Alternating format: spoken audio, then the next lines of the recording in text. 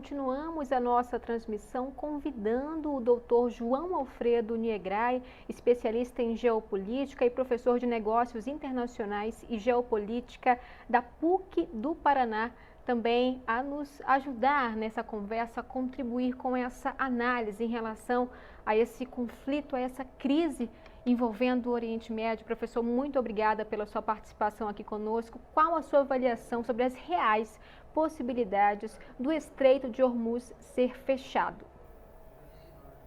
Muito boa tarde, Soane, boa tarde super especial aos espectadores. Eu que agradeço o convite por poder conversar com vocês. O fechamento do Estreito de Hormuz representaria um dos mais graves desdobramentos estratégicos do atual conflito entre Irã, Israel e Estados Unidos. E se isso ocorrer, nós teríamos potenciais implicações econômicas, militares e diplomáticas, que é o ponto que seriam de ampla magnitude sistêmica, né?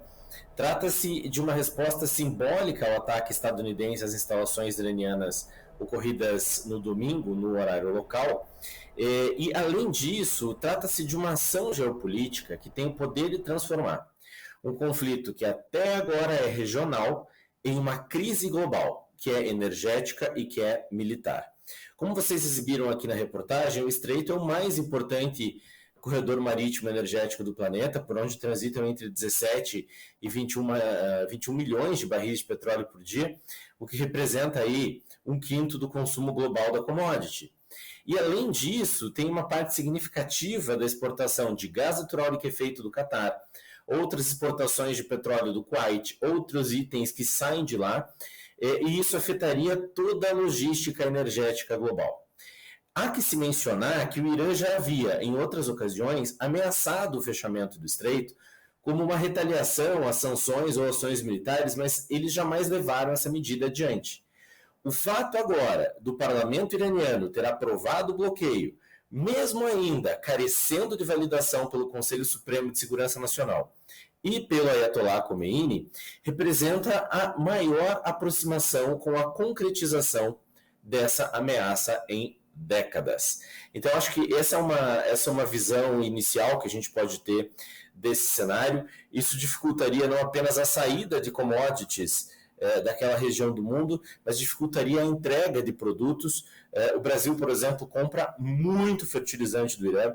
Nós sabemos aí que o Brasil importa cerca de 80% de todos os fertilizantes que utiliza, e muitos desses fertilizantes, um percentual relativo, vem do Irã. E do outro lado, nós teríamos alguma dificuldade também em entregar os nossos itens, né? Só para o Irã, o Brasil vende muito milho. Para os países do norte da África e do Oriente Médio, o Brasil vende muito frango halal, que é aquela carne, aquele animal abatido de acordo com as regras religiosas muçulmanas. Então, são múltiplas os efeitos que a gente pode ter nessa tarde de segunda-feira em que nós tivemos já o ataque iraniano às bases estadunidenses no Catar. Então, como a gente pode perceber, a situação está se desdobrando de forma muito rápida e ganhando tensão de forma muito rápida. A gente teve, inclusive, ainda há pouco, um posicionamento também do Ministério das Relações Exteriores do Iraque, apostando em soluções diplomáticas no diálogo para evitar movimentações militares.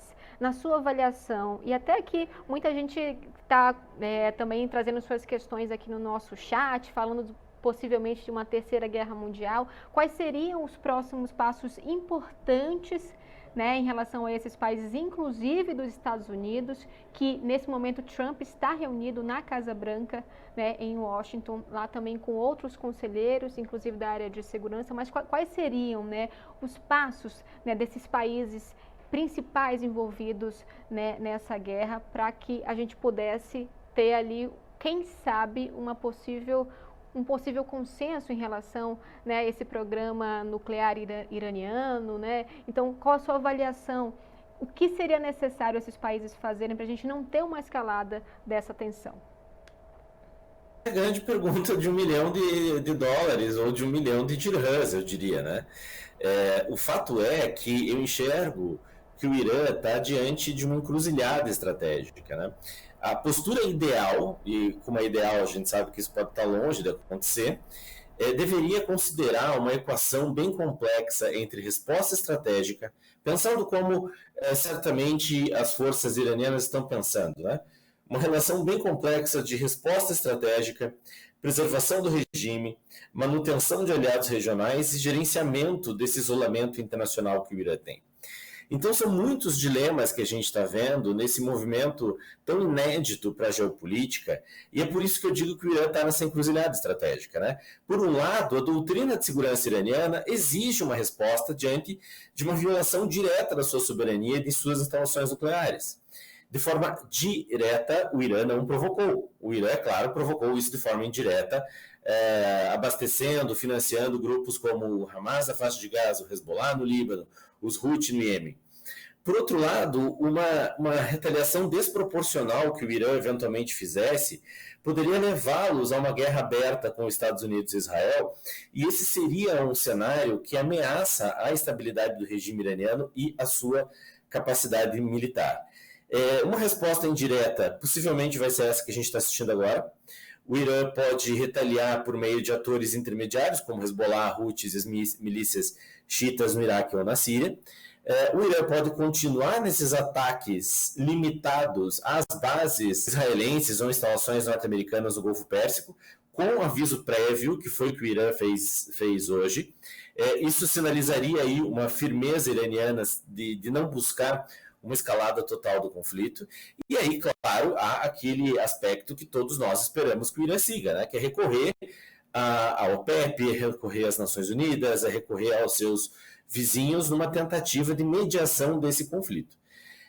Dito isso, o que eu acho que o Irã deve evitar? Ataques massivos e indiscriminados, seja a alvos israelenses, como já estavam fazendo na manhã de hoje, seja a bases americanas, o próprio fechamento total do Estreito de Hormuz.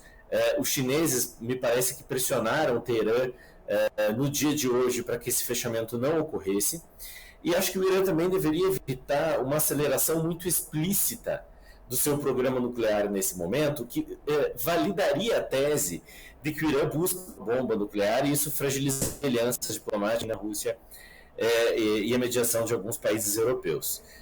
Então, a postura iraniana deveria combinar uma dissuasão por meio de ações controladas, uma gestão dessa escalada para evitar uma guerra total na região e uma mobilização diplomática multilateral. A gente não pode esquecer que o Irã agora é membro dos BRICS, pode envolver os BRICS como potenciais mediadores, né? E, professor, você colocou na sua fala que o Irã está em uma encruzilhada. Você avalia que o Ayatollah, ele está isolado, ele está só aí, né, numa possível guerra, uma possível, né, outros ataques também, né, a países integrantes lá da região, mesmo que seja para atingir bases norte-americanas, e se você avalia que essa conversa com a Rússia, que a gente teve também nesta segunda-feira, se isso pode indicar um possível apoio da Rússia ao Irã, já que o Irã apoiou a Rússia durante a guerra entre Rússia e Ucrânia. Com certeza absoluta, começando pela sua última pergunta, notoriamente russos e iranianos, eles caminham lado a lado, vêm caminhando lado a lado. Os drones iranianos Shahid são muito utilizados na invasão russa da Ucrânia. E pensando agora no regime iraniano, eu sei que literalmente o Ayatollah, ele deve estar isolado em algum bunker. Então, literalmente, ele está isolado. A possibilidade que vem disso seria o colapso do regime após a entrada dos Estados Unidos na guerra, com ataques diretos. Eu não acho que isso seja possível para o curto prazo. Nós estamos vendo o herdeiro do Shah Reza Pahlavi dando entrevistas, fazendo posts e publicações, dizendo que muita gente da Guarda Revolucionária Iraniana já entrou em contato com ele para falar de um Irã pós-regime, ao vai e vem do presidente Donald Trump em relação a isso, porque uma hora ele fala que não é a intenção mudar o regime, outra hora ele fala que sim, make Iran great again. Ele usou essa sigla hoje, né, numa alusão ao seu faça a América grande de novo, faça o Irã grande de novo. E a questão é que desde a Revolução Islâmica de 79, o regime iraniano ele se consolidou como uma teocracia autoritária que tem muita capacidade de repressão e mobilização ideológica. mesmo diante de sanções severas, como aconteceu no Movimento Verde em 2009, na guerra Iraque entre 80 e 88, mesmo com sanções econômicas do Ocidente, com morte de líderes estratégicos, como foi o Qassem Soleimani em 2020, o aparato de segurança iraniano é altamente capilarizado. Então, a Guarda Revolucionária, as milícias, o serviço de inteligência e as forças leais ao Ayatollah, eles foram até agora muito eficientes na contenção de dissidências. E conflitos externos, muitas vezes, reforçam o apoio interno a um governo autoritário, né?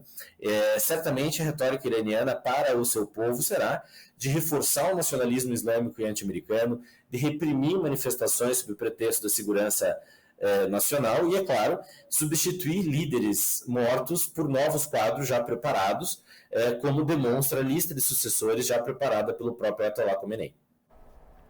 Professor e doutor João Alfredo Niegraj, muito obrigada pela sua contribuição ao Poder Expresso nesta segunda-feira. Uma ótima semana a você. Obrigado a vocês, um forte abraço a Suane, aos espectadores, que a gente possa cultivar a paz, nem que seja inicialmente nos nossos corações. SBT News, o maior canal de notícias do YouTube.